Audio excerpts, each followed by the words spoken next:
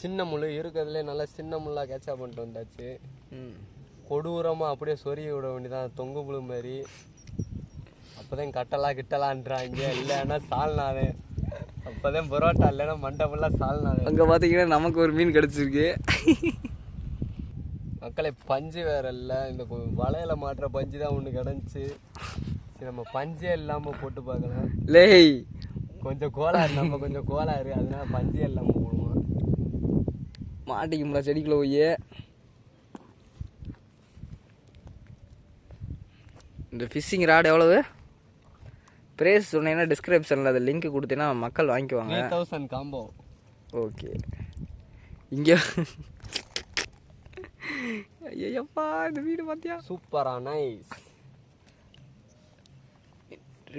மீனை ரிவ்யூ பண்ணுறியா?